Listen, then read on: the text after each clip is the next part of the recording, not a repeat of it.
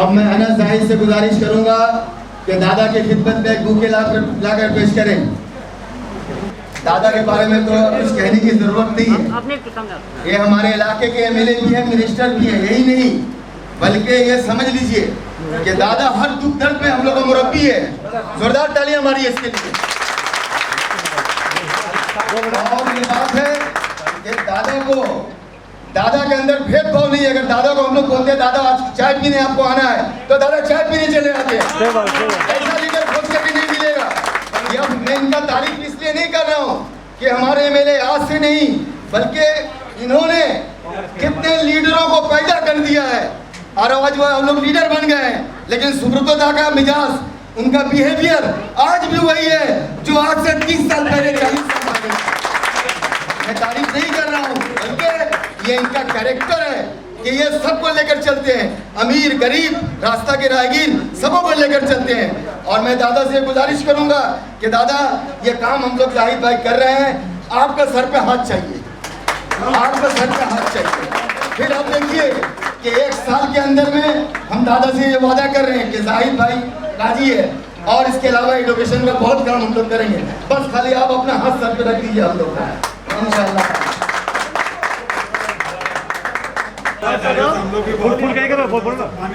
जनाब अनस जाहिद दादा को एक बुके पेश कर रहे हैं। जोरदार तालियां। देखिए हम लोग दादा ही बोलते हैं, हम लोग दादा का नाम नहीं लेते, दादा ही बोलते हैं हम लोग।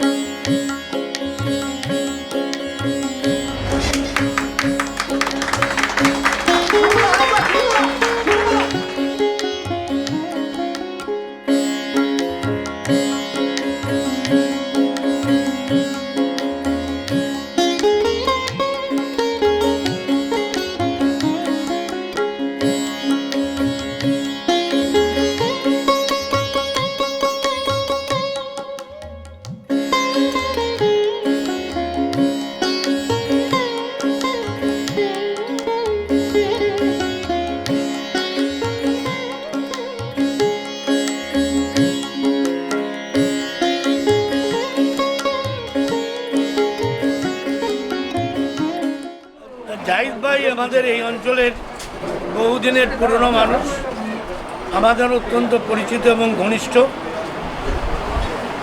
আজকে আমি কয়েকদিন ধরেই এখানে আসছিলাম আর খবর নিচ্ছিলাম যে জাহিদ ভাই একটা এখানে যা ছিল না, ছেলেদের মেয়েদের তাদের কম্পিউটার ট্রেনিংয়ের ব্যবস্থা করেছেন।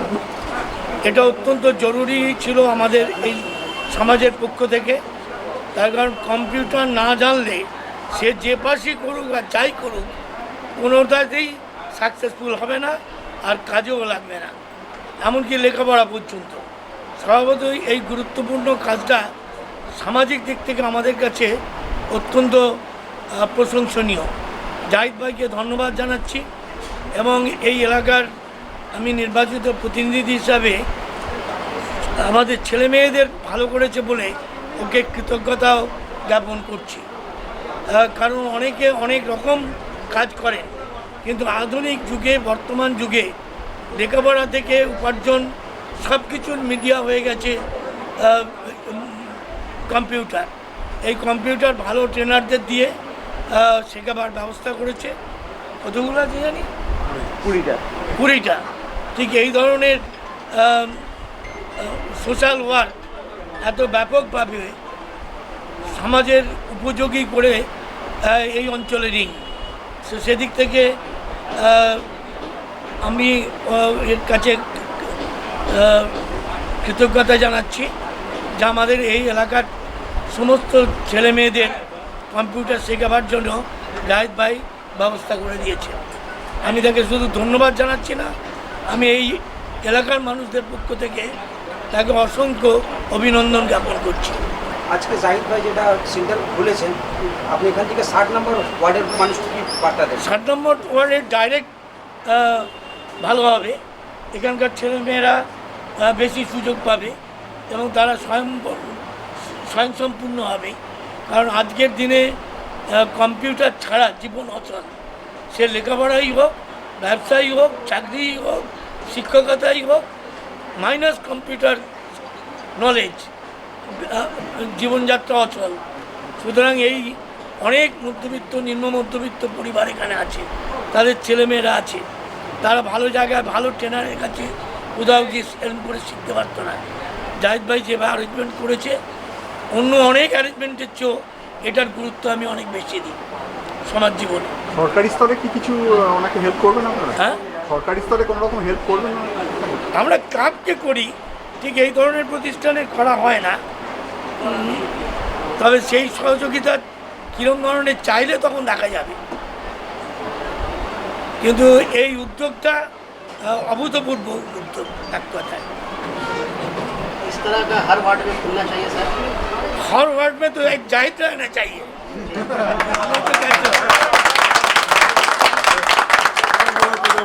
এই জায়গাটার দাম দিচ্ছিল পাশের দোকান আমার 100 কোটি টাকা, 1 কোটি 25 লাখ। এই জায়গাটার এইখানে ভ্যালু বুঝতে পারছেন তো, যে একটু অন্য ওয়ার্ডেও করা উচিত। কোথাও আমি গভর্নমেন্টের এমএলএ ল্যাডের টাকা দিয়ে ছোট ছোট সাহায্য করেছি, 4টে 6টা দিয়ে ছোটো করে ক্লাবের মধ্যে।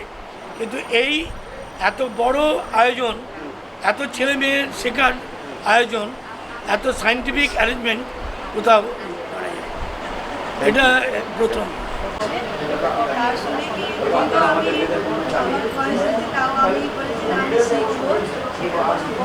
हमारा ओपनिंग सेरेमनी है, kind of opening ceremony for, because we have taken a great step towards education.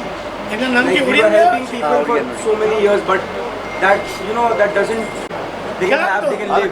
But right now what we are doing, we are teaching them to live their life on their own, so that they can do something on their own and they don't have to look at us.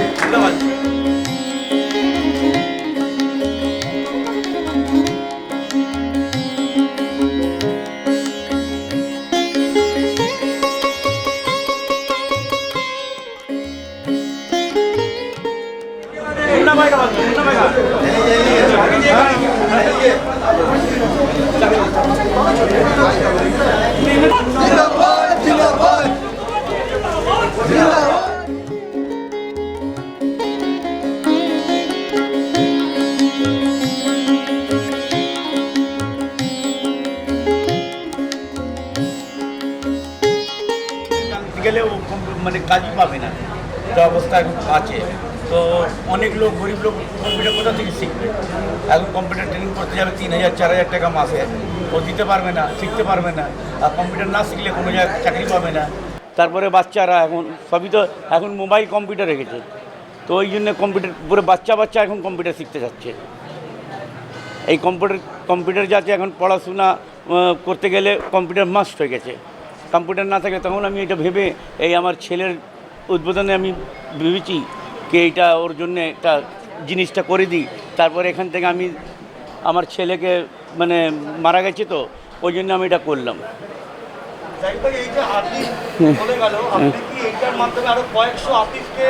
খুশি তুলে আনতে চাচ্ছি আমি। তার মধ্যে আমরা দুটো ছেলেকে প্রতি বছর আমি ওর খরচা পুরো দেব আতিফের নাম করে, কি যা খরচা করব, যা ওর দুয়া ওকে পাওয়া যায়। আমি পুরো নির্বাচন করব, পুরো মানে যত যা লাগবে ওর রেজাল্ট দেখে, ভালো রেজাল্ট, যেটা ভালো, যে ভালো ছেলেরা যে পড়তে পারছে না, তার রেজাল্ট ভালো আছে কিন্তু পড়তে পারছে না পয়সার জন্য। না, সব পুরো পড়াই থেকে একদম পুরো লাস্ট অবধি।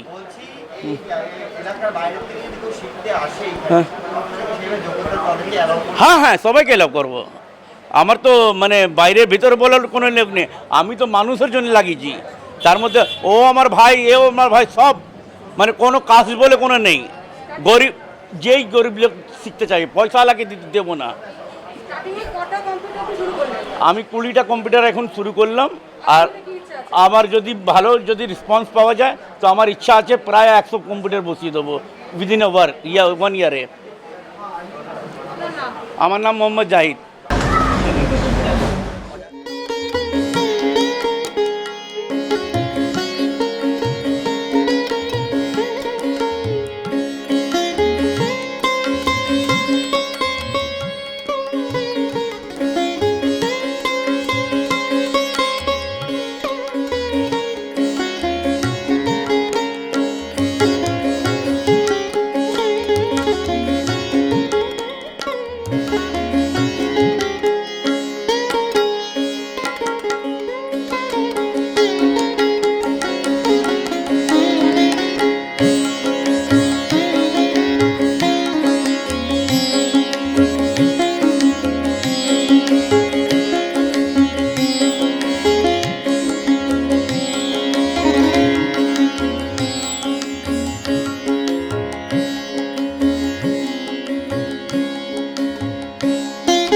একটা সন্তানকে হারানোর যন্ত্রণা একজন বাবা হিসেবে তিনি ভুলতে চেয়েছেন অনেক সন্তানকে শিক্ষিত করার মধ্য দিয়ে। এটা আমার মনে হয় খুব বড় একটা, আমি মনে করি জাহিদের খুব বড় কাজও করেছে। যত শিক্ষিত এখান থেকে কম্পিউটারে শিক্ষিত হতে পারবে, আর আজকের দিনটা হচ্ছে কম্পিউটারের যুগ। এই যুগে যারা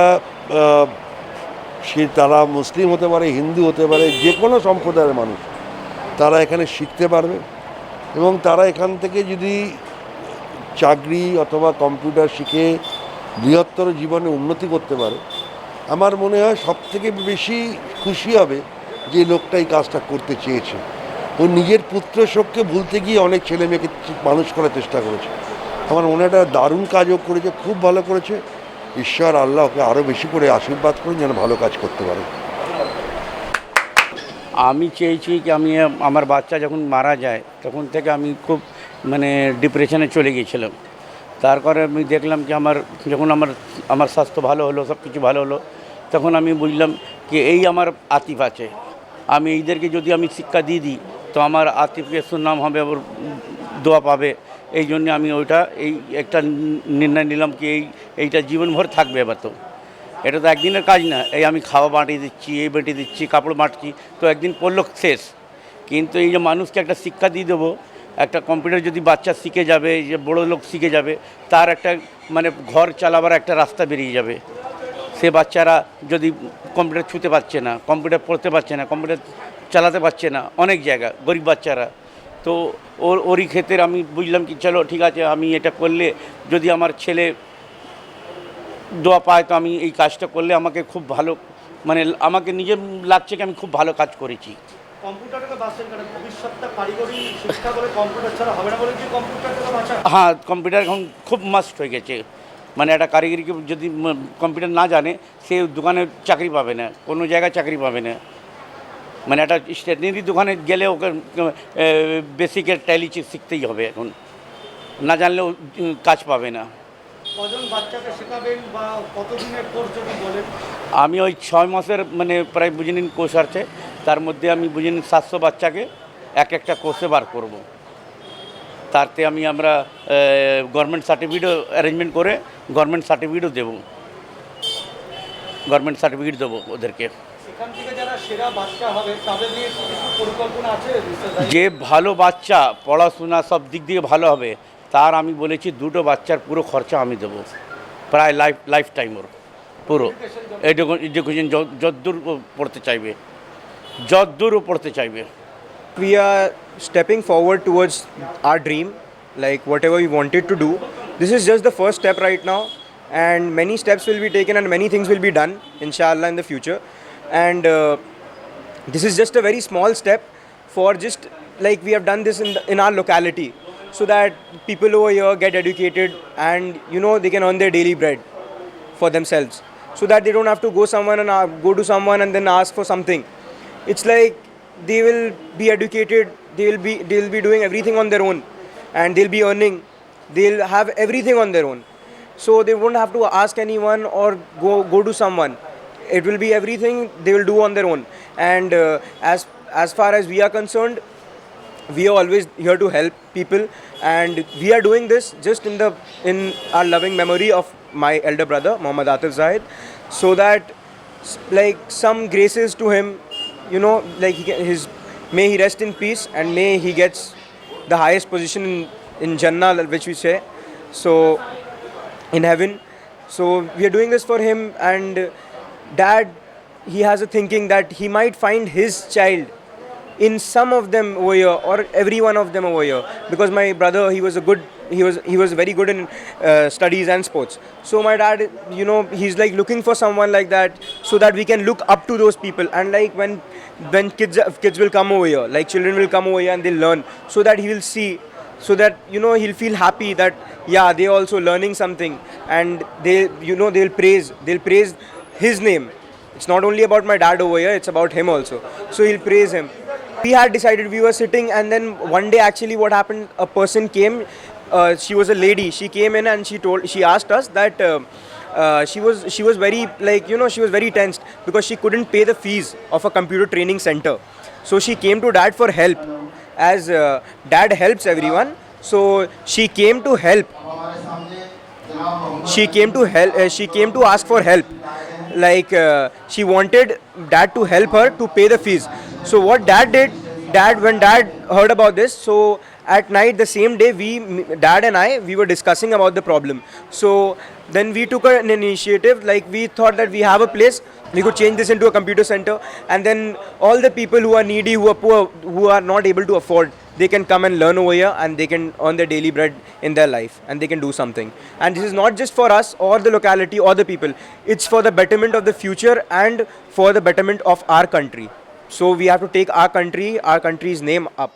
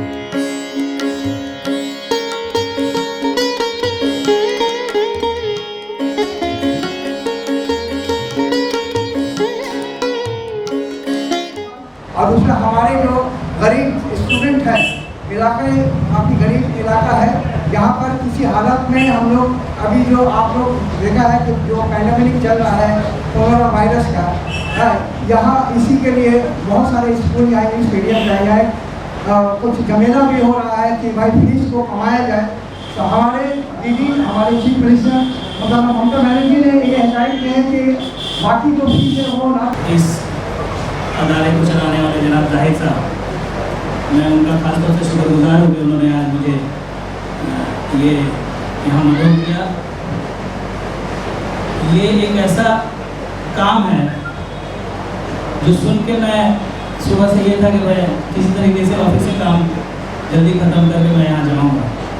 क्योंकि एक ज़माना था जब हम लोग यहाँ स्टूडेंट थे, मैं इस्लामिक स्कूल में पढ़ता था, इसी रास्ते से ट्यूशन पढ़ने भी जाया करता था और ईदगाह गली के अंदर यंग स्पोर्टिंग क्लब, उसमें मैं क्रिकेट भी खेला करता था। इसमें मेरे काफ़ी दोस्त हैं, गजलफर हैं, इम्तियाज़ भाई हैं, ये लोग।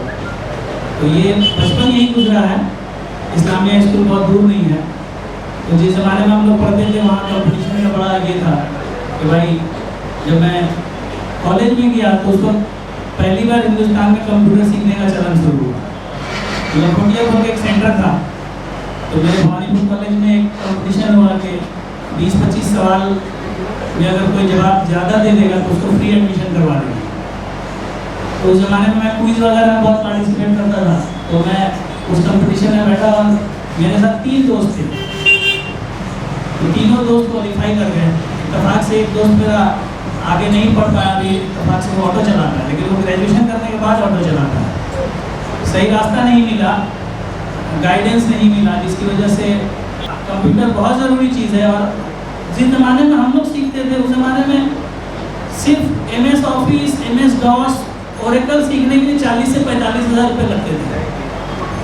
तो लखोटिया में जब मैं गया तो फ्री करने का मतलब ये था कि 80,000 फीस था, फ्री मैंने 50% डिस्काउंट, अब 40,000 रुपये। मैंने कहा भाई मैं 40,000 तो देकर नहीं सीखूँगा, और मैंने सीखा भी नहीं। इत्तेफाक से नौकरी हो गई, जब ऑफिस गया तो सरकार ने मुझे ट्रेनिंग दे दिया कि जो बेसिक रिक्वायरमेंट है मैं सीख गया। और अभी के ज़माने में कंप्यूटर बहुत ईजी हो गया। पहले था कि भाई 6-6 महीना 8-8 महीने का कोर्स कीजिए, अभी क्या है हम कंप्यूटर मोबाइल में ही यूज़ करते हैं, ज़्यादातर काम हम मोबाइल से ही कर लेते हैं। जो बेसिक नॉलेज है मेरे हिसाब से यहाँ इस कोचिंग सेंटर में एक मॉडलिटीज तैयार कर लेना चाहिए कि हम कितने देर का क्लास करवाएंगे, किस तरह का कोर्स होगा, जो बेसिक रिक्वायरमेंट है। उसके बाद कि इससे बड़ा सबका जारिया और इससे बड़ा फलाह बहबूद का काम नहीं हो सकता। मेरे ख्याल से इस काम को और फर्दर आगे बढ़ाने के लिए भी मैं जाहिद भाई से कहूँगा कि हमारे तरफ से जो भी ताउन होगा हम वो देंगे आपको, और जिस तरह का भी हेल्प होगा एजुकेशन के मामले में हमारी तरफ से रहेगा। और मैं यही कहूँगा कि सिर्फ कंप्यूटर तक महदूद ना रहे, इस मिशन को आप आगे बढ़ाइए। बहुत से लोग सामने आ जाएंगे, जो लोग आज नहीं है हो सकता है कल सुनेंगे, कल जानेंगे। जब इस तरह के माहौल में जब उनको पता चलेगा कि जामनगर रोड में इस तरह का सेंटर चल रहा है, तो मेरे ख्याल से काफ़ी लोग सामने आएंगे। और वो लोग हर तरह की सिर्फ बहुत सा हेल्प ऐसा होता है कि मॉनिटरी हेल्प होता है, लेकिन बहुत से लोग फिजिकली हेल्प कर सकते हैं, अपने ब्रेन को इस्तेमाल कर सकते हैं। ये सियासी मंच नहीं है। आज इब्तिदा है इंडियन क्या है स्कूल ऑफ कंप्यूटर लर्निंग। ये यहाँ पे जाहिद भाई पहले यहाँ ताज रेस्टोरेंट एंड कैटरर के नाम से जानते थे, और हम लोग यहाँ से जाहिद भाई को आज से नहीं, जब हम काउंसलर नहीं थे तब से हम पहचानते, तब से मेरा मिलना जुलना है। यहाँ मुमताज़ भाई जब हम काउंसलर नहीं बने थे 2000 में, उस वक्त मेरे इलाके में आके कांग्रेस के से तकलीफ करते थे और हम लोगों के साथ में कैसर जमील साहब हैं। जब हम काउंसलर बने तो कैसर भाई है, इरफान भाई है, अभी शायद कांग्रेस में चले गए, मगर कांग्रेस और TMC का तालमेल जुड़ा है। फिर हम लोग जरूरत पड़ते भी आएंगे, कोई दिक्कत नहीं है। तो अब यहाँ WBC ऑफिसर साहब हैं, हसन अली साहब जो यहीं के रहने वाले रहशी हैं। नदीम भाई का तो नाम का पहचान आप लोग आज से नहीं, MP ये 6-7 साल पहले हुआ है।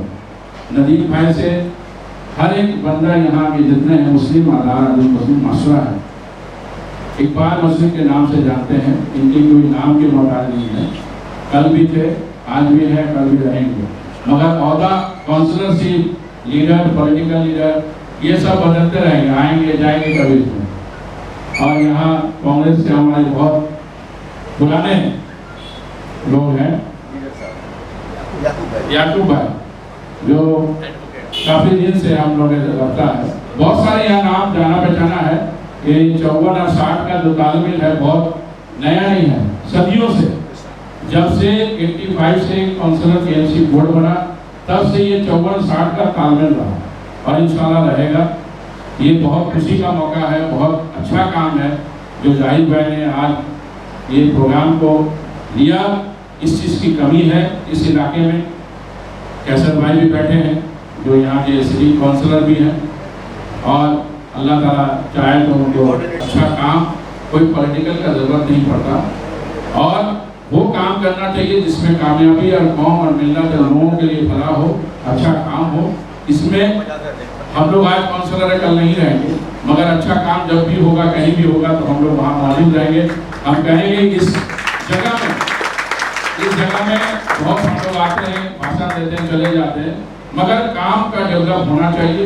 जैसे आज कंप्यूटर सेंटर बना है, 1-2 स्कूल भी बने, इंशाल्लाह बनेगा, इसमें कोई नहीं है। जो स्कूल कॉलेज कंप्यूटर सेंटर, ये आगाज एक शुरुआत जो इस तरह से काम करने वाला जो जज्बा रखता है, मैं तहे दिल से उनका सलाम करता हूँ, अपनी बात खत्म करता हूँ। और उनको नौकरी के लिए भी जो है भी मिला है माइनॉरिटीज के तरफ से, और नदीम भाई उर्दू एकेडमी में भी है, वहाँ से भी होता है। तो ये खाली बना लेना रख लेने से मतलब नहीं है, लोगों तक पहुँचना चाहिए। तो हम कैसर भाई को और नदीम भाई को बोलेंगे, नदीम भाई बहुत ज़्यादा तादाद में काम कर रहे हैं, मगर कोशिश रहे कि काउंसलर को इन्वॉल्व करके यहाँ कंप्यूटर सेंटर को सक्सेस किया जाए। यदि किसी तरीके का कोई प्रॉब्लम होगा तो कैसर भाई हम लोग मिलके इंशाल्लाह कॉर्पोरेशन में इसको रफ्ता करेंगे। अब मैं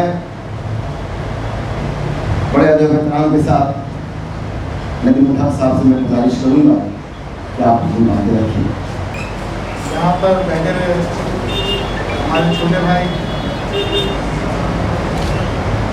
अभी तो 54 वार्ड के कोऑर्डिनेटर हैं, लेकिन MIC का भी रोल अदा कर चुके हैं और अभी भी उनके मेयर के सलाहकारों में हैं अमीरुद्दीन बॉबी साहब।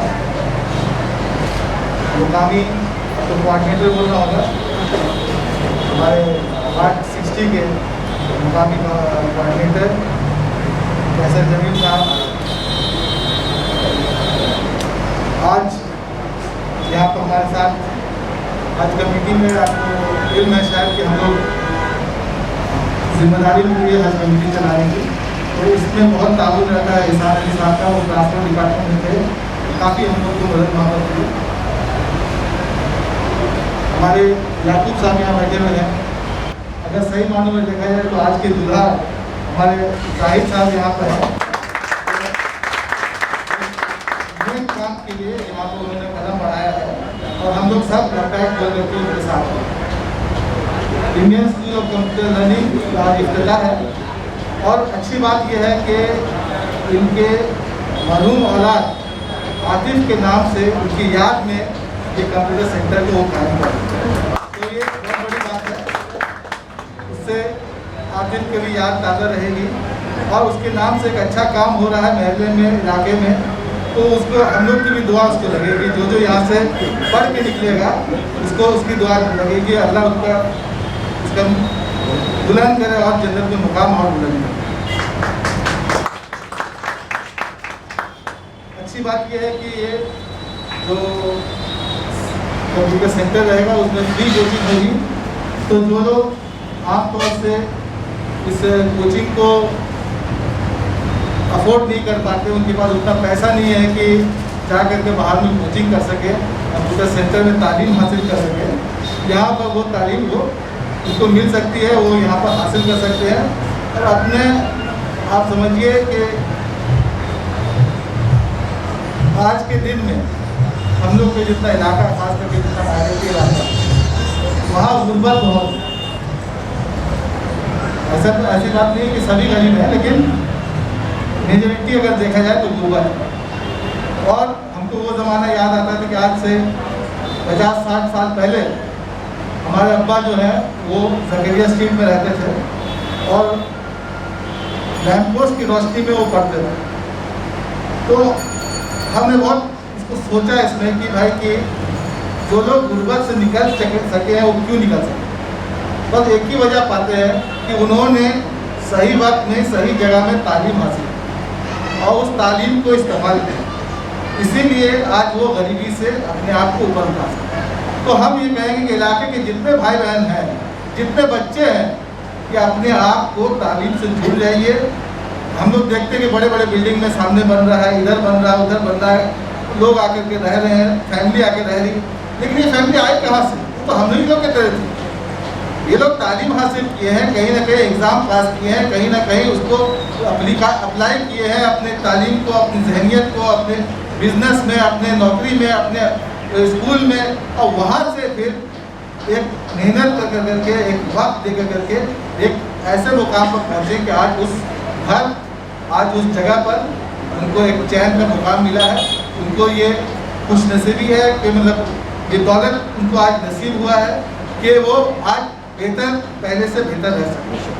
तो जो भी हमारे भाई बहन हैं जिनके दिल में अगर ये जज्बा है कि हम भी उस मुकाम पर जाएं, हम भी उससे और आगे बढ़ें, तो आपको भाई तालीम का हाथ पकड़ लेना होगा, तालीम से अपने आप को आरास्ता कर लेना होगा, तालीम से जुड़ जाना, तभी जा कर करके आप उस मुकाम पर आगे जा कर के पहुँच सकते। और यहाँ पर जाहिद भाई हैं, वो आए थे, मुमताज़ भाई भी आए थे, और उन्होंने कहा कि भाई कि हम लोग इलाके में काम करना चाहते हैं, लोगों से जुड़ करके काम करना चाहते हैं। हमने कहा बहुत अच्छी बात है। हमारी दीदी ममता बनर्जी भी यही चाहती है कि लोगों से जितना ज़्यादा आपका राब्ता हो सके उतना अच्छा रहेगा, और ये एक ज़रिया है तालीम खास करके गरीब बच्चों के लिए करने के लिए। मैं 2-3 सुझाव दूंगा। यहाँ पर कंप्यूटर सेंटर है, यहाँ पर आएंगे, तालीम देंगे, आपके कंप्यूटर पढ़ाने वाले उस्ताद भी बैठे हुए होंगे, वो लोग भी हैं यहाँ पर, आपकी एक पूरी टीम। तो 2-3 चीज़ इसमें एक है कि हुकूमत के यहाँ पर एक जिम्मेदार भी बैठे हुए हैं, WBCS ऑफिसर एहसान साहब। 2-3 चीज़ ये है कि हुकूमत के बहुत सारे स्कीम्स हैं, बहुत सारे उनकी योजना है, जिससे अगर आप जुड़ते हैं तो उससे बहुत फ़ायदा होता है। ऑनलाइन कर लिए कि जिसको भी अप्लाई करना है पहले फॉर्म भर के भेजा जाता था, अब फॉर्म भरने की ज़रूरत नहीं है। आप कंप्यूटर खोलिए, फ़ोन खोलिए, वहाँ पर वेबसाइट पर जाइए और तो हम जाहिर भाई से रिक्वेस्ट करेंगे कि बहुत सारे बच्चे हमारे ऐसे हैं जो हकदार तो हैं, भाई उनको स्कॉलरशिप की ज़रूरत है, उनके पास पढ़ने लिखने का जज्बा है लेकिन पैसा नहीं है, और जहाँ हुकूमत दे रही है पैसा उससे जुड़ने का कोई तरीका नहीं है। तो आपके पास इतना 20 कंप्यूटर है, कुछ ऐसे नौजवानों को आप लीजिए साथ में जो कंप्यूटर के बारे में जानते हैं, और इन बच्चों को अभी स्कॉलरशिप का एक जो स्कॉलरशिप है वो अभी उसका फॉर्म खुला हुआ है, वेबसाइट खुला हुआ है, इसमें से इन लोग सबसे भर्ती करते हैं। भर्ती करा करके जो लिस्ट है हमको दीजिए, हम इंशाल्लाह कोशिश करेंगे मैक्सिमम से मैक्सिमम को स्कॉलरशिप मिल सके। इसके लिए दूसरी बात यह है कि जिनको नहीं मिल सके उसका क्या करना है। बहुत सारे का मार्क्स का कट ऑफ है, उसको नहीं मिल सकता है। तो हम लोग के पास मशरिक एजुकेशन ट्रस्ट, हमारी मशरिक का एक ब्रांच है, तो अभी भाई जानते हैं, हम लोग उसमें अलग अलग स्कॉलरशिप देते हैं। मैं कहूँगा कि बहुत सारे इलाके में कैंप बना कर करके स्कॉलरशिप दिया जा रहा है बच्चों को। आप भी देते होंगे, पहले भी दिए होंगे, अब भी देंगे, लेकिन मशरिक एजुकेशन ट्रस्ट भी देता है। और मैं ये कहूँगा कि आप यहाँ पर जाननगर रोड में एक प्रोग्राम लीजिए, तालीमी कॉन्फ्रेंस, कि यहाँ पर एक एजुकेशनल कॉन्फ्रेंस कीजिए। जो हिंदुस्तान में अभी जो टॉप ब्रेन है, खास करके माइनॉरिटी में, मुसलमानों में, जो अपनी कौम के लिए, अपने देश के लिए, अपने रियासत के लिए सोच रहे हैं कि जो पिछड़ा तबका है उसको तालीम से कैसे जोड़ा जाए। सुनने से भी बहुत फ़र्क पड़ता है। हम लोग मुंबई से लेकर आए थे मुबारक काफी साहब को, आज से मेरे ख्याल से 15 साल पहले। उसके बाद अब हर जगह उनके महल्ले महल्ले में जा कर के उनकी नशिस्त हुई, और उसके बाद एक एजुकेशन मूवमेंट चल गया। तो ये एजुकेशन मूवमेंट कहीं पर हम देख रहे हैं जाननगर रोड में तो शुरू तो हुआ है, लेकिन और करने की ज़रूरत है। और इसमें जाहिद भाई और कैसर भाई और जो मुकामी यहाँ के हैं, हमारे जितने भाई हैं, इसमें बहुत बड़ा रोल अदा कर सकते हैं। हमारी भी मदद जो ज़रूरत होगी मैं उसके लिए तैयार। मैं ज़्यादा कुछ नहीं कहूँगा और बस एक शेर के साथ कि आप लोग को हौसला और मिले कि कुछ फिरका प्रस्त ताकतों को तो आँख में लग रहा है और उसको कह रहे हैं कि जिहादी यूपीएससी, लेकिन हमारी तालीम को जो भी कहें इस पर ध्यान नहीं देना है। हमको तालीम से आरास्ता होना और यही तरीका है हमारे पूरी कौम के लिए ये गरीबी और गुर्बत से निकलने का। लिहाजा मैं इस शेर के साथ आप सबको हौसला देते हुए अपनी बात खत्म करता हूँ कि यूं ही नहीं गिरेंगे फूल झोली में, यूं नहीं गिरेंगे फूल झोली में, यूं ही नहीं गिरेंगे फूल झोली में, वक्त की शाख को हिलाना हो। वाह, वक्त की शाख को हिलाना हो। और अंधेरों को बुरा कहने से कुछ नहीं होता, अपने हिस्से का दिया खुद जलाना।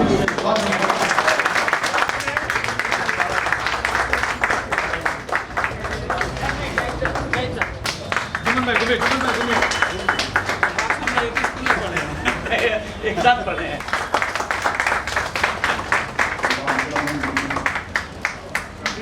शायद बहुत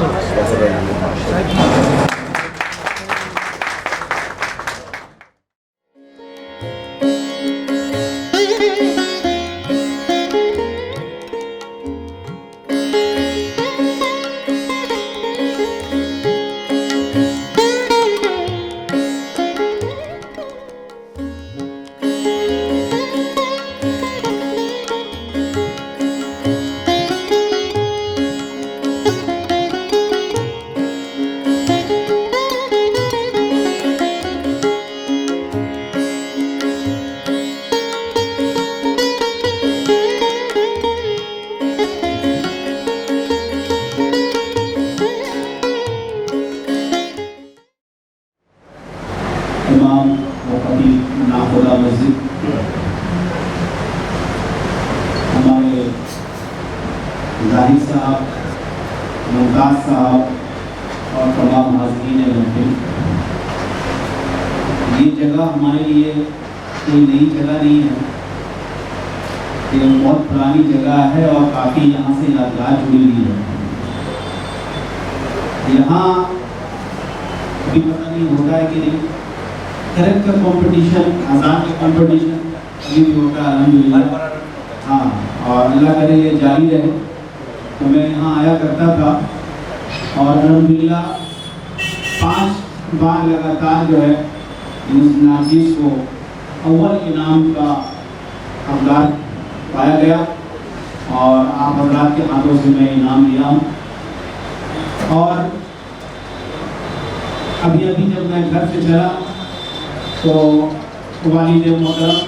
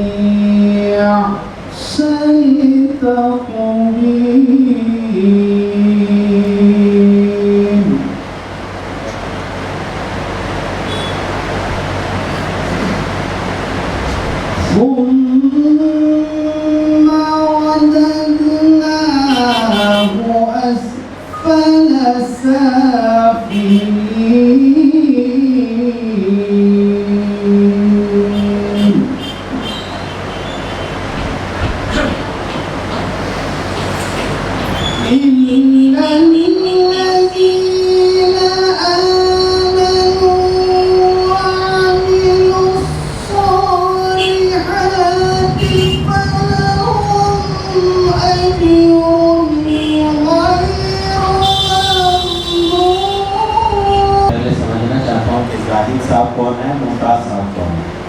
आप जाहिद साहब अल्लाह आपको गुजारिश करते हैं और मुमताज़ साहब अच्छा जज़ाकल्लाह उनका काम करेंगे। और ये सब आपकी टीम है।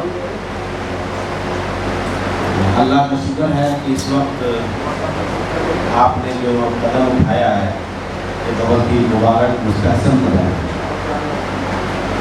और मुझे खुशी है कि हमारे समाज में तालीमी बेदारी आनी शुरू हुई है,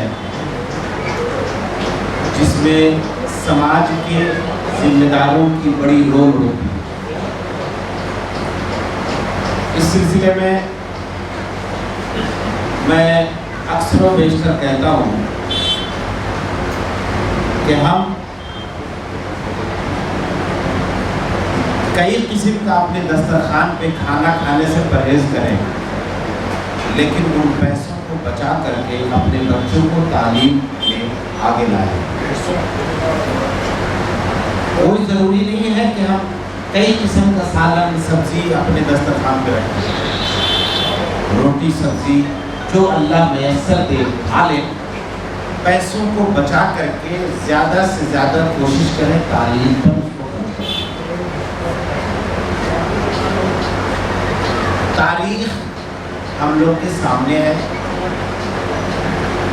शिकायत करने से मसले का हल नहीं होता है कि भाई हमारे साथ ये नहीं होता, वो नहीं होता, ये नहीं होता। मैं आपको बता देता हूँ, आप तारीख पढ़ेंगे तो आपको समझ में आएगा कि अल्लाह ने उस कौम को हमेशा तरक्की दी है जिसको दबाया गया। यही हाल किसी कौम का है, किसी इंसान का है। आप उसको जितना दबाना चाहेंगे, लेकिन उसको सोचना होगा कि हमारे खिलाफ जो कोई साजिश है या हमको जो रास्ते में रुकावट डालना चाहते हैं, इस रुकावट को आप खुदा की रहमत समझिए। मैं रास्ते में आ रहा था और आप लोग भी सफर करते होंगे, सब लोग देखते हैं रास्ते में जगह जगह स्पीड ब्रेकर बना होता है। और ये कुदरत का क्रिएशन प्लान भी है कि हर इंसान की जिंदगी में स्पीड ब्रेकर अल्लाह ने डाल रखा है। आप किसी भी काम को लेकर के निकलेंगे, भले वो जितना अच्छा काम हो, आपकी तनकीद होगी, क्रिटिसाइज किया जाएगा, बहुत सारी बातें बताई जाएंगी कि ये काम इसलिए कर रहे हैं, इनसे इनको ये फायदा है, इनसे इनको ये फायदा है, ये है, वो है, दुनिया है, जहान है। लेकिन आप याद रखिएगा, जिनके पास कोई काम नहीं होता है वही तनकीद करते हैं, और काम करने वाला काम करके निकल जाता है। मैं छोटी सी मिसाल देना चाहता हूँ आपको। मैं सर सैयद अहमद खान, अल्लाह उनकी मग़फ़िरत फरमाए, आज दुनिया के नक्शे पर उनके बनाए हुए यूनिवर्सिटी, बड़े बड़े यूनिवर्सिटी, सर सैयद अहमद खान अलीगढ़ मुस्लिम यूनिवर्सिटी के लिए उस वक्त कुछ और नाम था, और उनका प्लान था कि बहुत बड़ा यूनिवर्सिटी बनाएंगे, लेकिन अपने प्लान के मुताबिक पैसे भी चाहिए। वो चंदा करने के लिए हिंदुस्तान के बड़े बड़े लोगों के पास गए, यहाँ तक कि उस वक्त निज़ाम हैदराबाद के पास भी। निज़ाम हैदराबाद के पास गए तो उन्होंने कहा कि भाई हम इस तरह से, मेरा प्रोग्राम है, इस तरह चाहते हैं कि हम एक तालीमी इदारा बनाएं, आपकी मदद चाहिए। तो निज़ाम हैदराबाद ने उनको चंदा देने से इनकार कर दिया, कहा मैं नहीं दूंगा। सर सैयद अहमद खान बुरा नहीं माने, तो चले आए, मस्जिद में नमाज पढ़ने लगे। इत्तेफाक से जिस मस्जिद में वो नमाज के लिए आए, उसी में निज़ाम हैदराबाद की नमाज पढ़ा।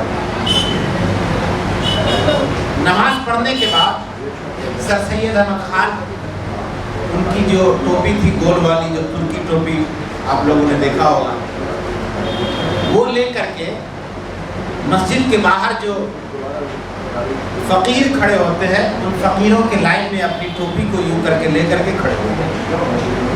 निज़ाम हैदराबाद नमाज पढ़ने के बाद अपने पॉकेट से सिक्का निकालता हुआ तमाम फ़कीरों को एक एक सिक्का देते हुए आए। निज़ाम हैदराबाद के करीब भी पहुँचे, पुजारे सर सैयद अहमद खान साहब के करीब पहुँचे। सर सैयद अहमद खान साहब को देख करके उन्होंने कहा कि खान साहब आप यहाँ खड़े हैं। तो उन्होंने कहा कि हुजूर आप चंदा तो नहीं दीजिएगा, भीख तो दीजिएगा, हम भीख मांग करके इदारा को बनाएंगे। आज ये उनके इखलास का नतीजा है कि दुनिया के नक्शे पर अलीगढ़ मुस्लिम यूनिवर्सिटी कायम है और दुनिया के लोग उससे फ़ायदा उठाते हैं। और आपकी पूरी टीम को मुबारकबाद दे रहा हूँ। कहीं भी रुकावट खड़ी हो, ये सोच लीजिए जो रुकावट होती है वो रुकावट इंसान के कामयाब की पहली सीढ़ी होती है। और एक हदीस है, इस चीज़ को भी आप ध्यान में रखेंगे, हदीस मकबूला है।